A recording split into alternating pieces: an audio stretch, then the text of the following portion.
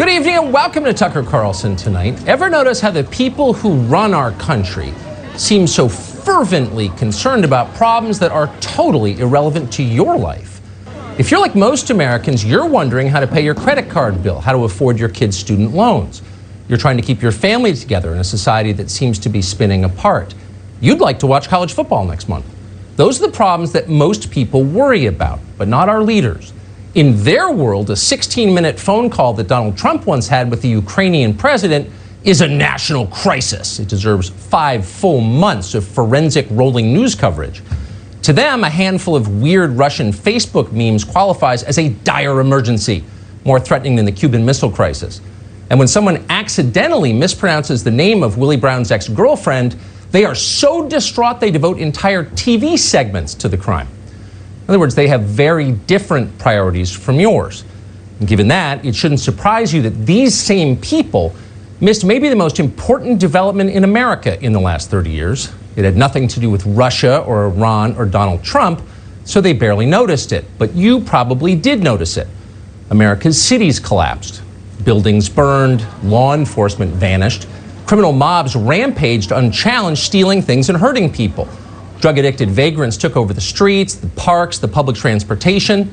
Anyone who could leave urban America did. And this happened around the country. In New York alone, many hundreds of thousands of people, possibly 1 million people, fled the city. Essentially, the entire tax base of America's largest metro area disappeared in just a few months. But here's the remarkable thing. Our political class said barely a word as it happened. Bizarre doesn't begin to describe the experience of that. Imagine you're watching Game 3 of the World Series and a spaceship lands on the pitcher's mound in Yankee Stadium. So you flip to CNN for live coverage of it, but CNN has decided not to cover it. They don't think it's a story. That's what it's like. You start to imagine you must be going crazy. And then you see the numbers and you realize that no, you are not crazy. It is all entirely real.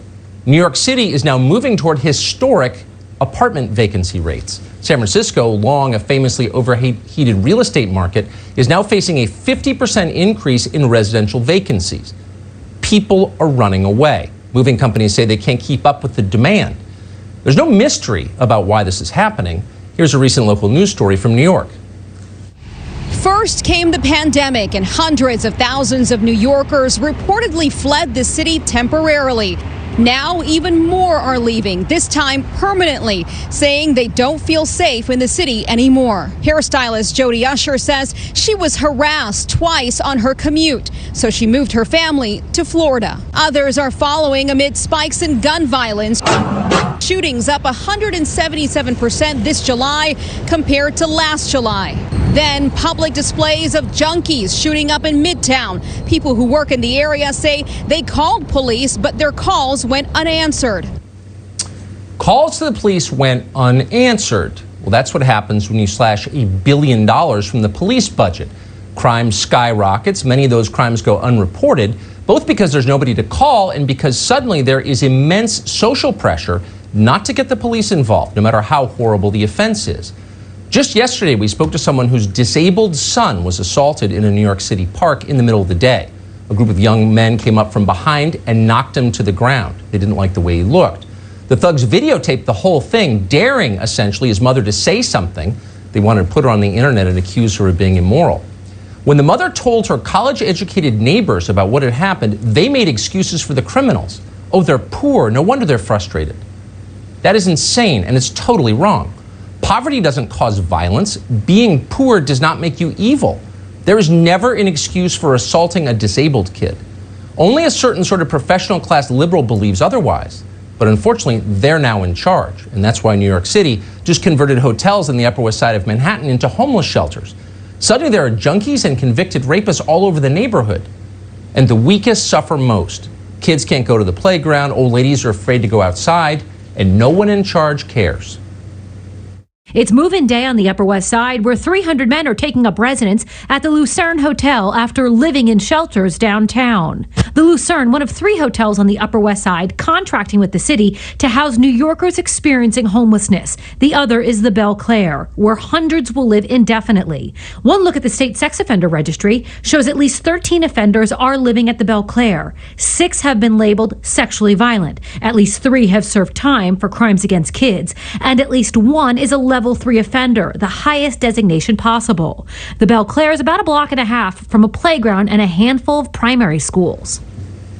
Just in case you're wondering why people are fleeing the city, retail is leaving too. It's hard to run a business when vagrants are using your lobby as a toilet, and they are.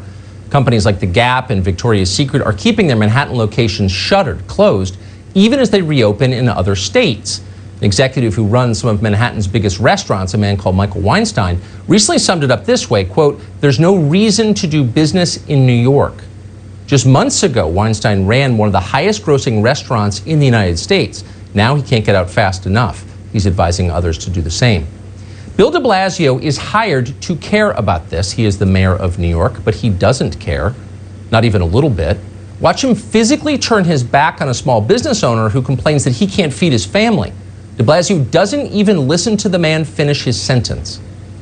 We've been taking a hit since January. We lost our Chinese New Year, our busiest day of our community. We need more confidence. Our merchants need more confidence. All right.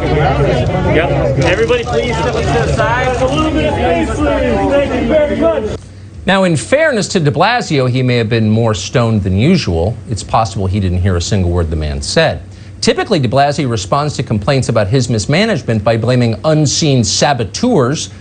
It turns out that Republicans are so powerful, so sneaky, so diabolical, so tricky and relentless that they're able to control events in a city that has no Republican office holders. Pretty amazing. Watch de Blasio explain. The sad reality is no one has done more to set back New York City than Donald Trump, because he failed New York City and he failed America with his handling of the coronavirus.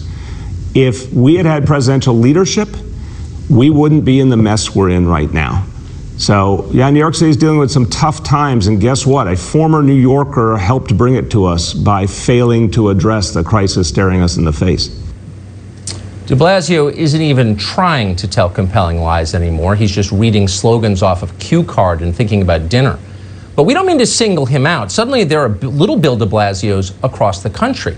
In Chicago, for example, Mayor Lori Lightfoot just got a letter from a property management company that represents more than 22,000 homeowners and 38,000 residents in her city. The letter informed Lightfoot of what you already knew. People don't feel safe in Chicago anymore. There's too much looting, too much violence. Residents across the city are adjusting their daily routines out of fear, wrote the president of that company, Stephen Levy. Quote, "They're avoiding neighborhood walks after 6 p.m. at night. They don't stand too close to their windows or dare to enjoy their outdoor balconies or terraces. This is not a way to live, and I can't fault homeowners when they tell me they're considering leaving Chicago." End quote. Sad. But none of those observations are political. You have no idea who Levy voted for by hearing them. They're obvious. This is called observed reality. It's true. Lightfoot doesn't care. Like de Blasio, she blames faraway Republicans for the disaster she created. Keep in mind, Chicago has not had a Republican mayor since 1931. But in a way, that's why Lightfoot is doing it. There are no Republicans in Chicago to complain when she accuses them of causing gang murders. It's also crazy and stupid and counterproductive. But it's everywhere. In Minneapolis, leaders seem to be trying to figure out new ways to wreck their city, staying up late doing it. Their latest plan is to make it harder for business owners to clean up downtown in the wake of the riots that destroyed it. In order to obtain a, quote, demolition permit, the city is making businesses prepay the second half of their 2020 property taxes. Many can't afford this. They have no businesses left. That means their burned out properties will remain standing, husks, monuments to the protests that were actually riots. This is the kind of idea that would never in a million years occur to your average immigrant store owner from, say, Pakistan. No way. Instead, you'd have to be a deeply entitled postmodern feminist poetry major from Overrun to think of something like this. And that's exactly who runs Minneapolis. So now downtown Minneapolis looks like Kosovo. We have, as you see, is a debris, and the insurances always have a cap to what they contribute to it.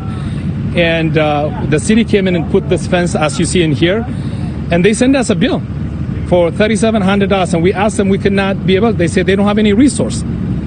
So the city that you're paying taxes, the city that you're supporting, the community you're building, sends you a bill, and you're getting punished again on it. Enough is enough, guys. You can assume from that man's accent that he didn't grow up in this country. He probably came here assuming this kind of thing would never happen. You can hear the shock and disappointment in his voice, and you feel for him. But you should know it's not just Minneapolis. This kind of insanity is happening everywhere, even in small, bucolic, beautiful cities like Bend, Oregon. In Bend, local officials allowed hundreds of protesters to trap ICE officers who are transporting violent criminals. A standoff resulted. It stretched on for hours until federal reinforcements arrived. Watch.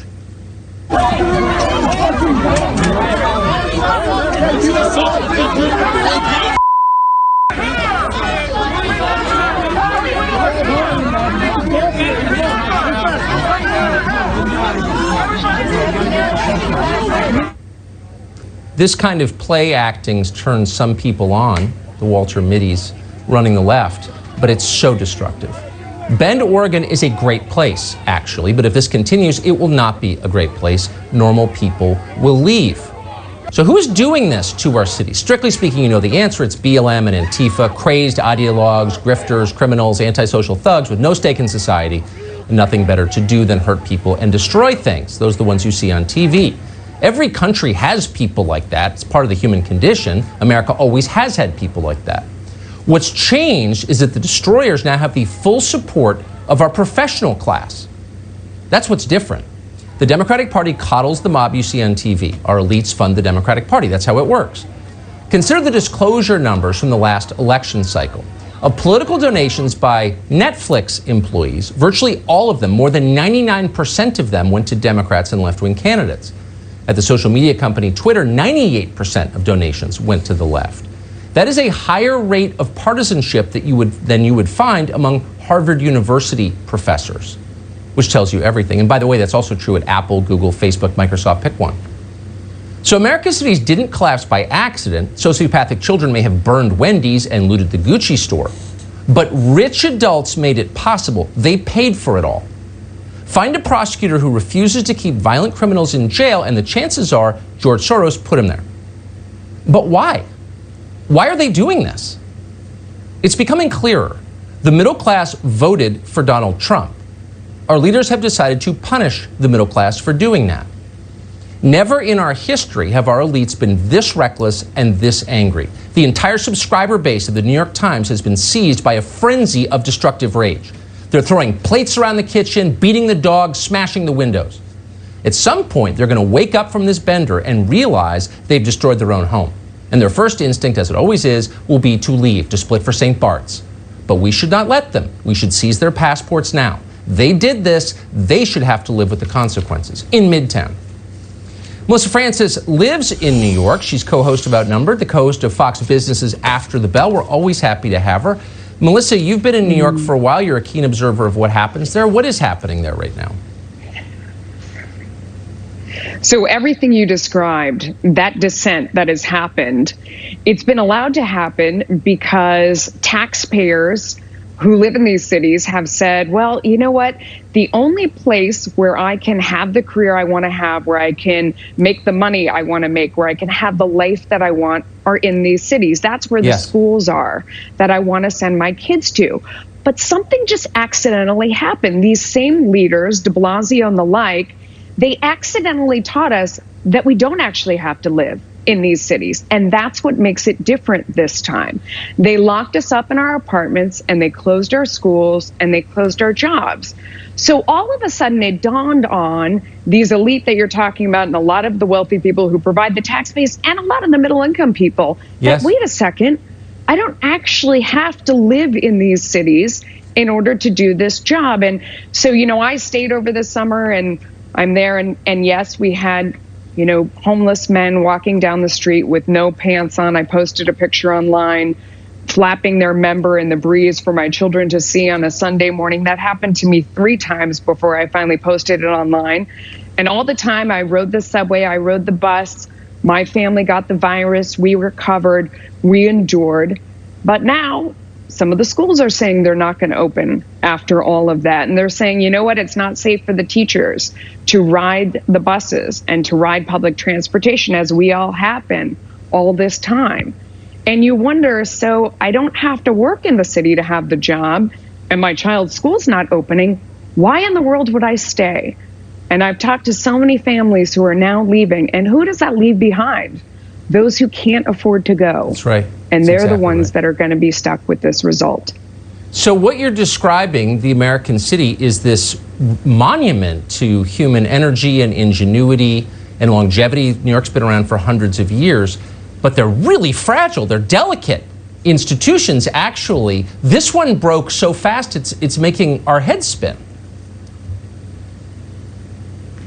Well, partially because people would put up with almost anything, or you could use your money to insulate yourself from all of these problems, or you would fight back, or you would do something because you were motivated to stay in the city because you wanted that job. There was a reason to be there, even though it wasn't the wisest choice for your family or it wasn't the most comfortable. Right. There was a reason for it. But they accidentally took that reason away with this virus. That was the breaking point. We noticed the deterioration more than a year ago. You saw the squeegee men come back out. People made fun of me for saying that. You could see that even though Bill de Blasio had doubled his spending on homeless, that we had more homeless than ever before, more according to our governor, than we've had since the Great Depression. You could see more spending, but things are getting crazier. Wouldn't a sane group of people vote these folks out of office or leave or whatever? No, it took this virus to prove to us that we don't actually have to be in these cities. And now, as you've seen, people are running for the hills. And now we'll really see what happens. And I'm afraid for the people who are left behind and can't afford to go. I agree with that. That is the real problem. The people who have put their life savings into these businesses and restaurants, and they're going to be wiped out with nothing left. And that's the tragedy.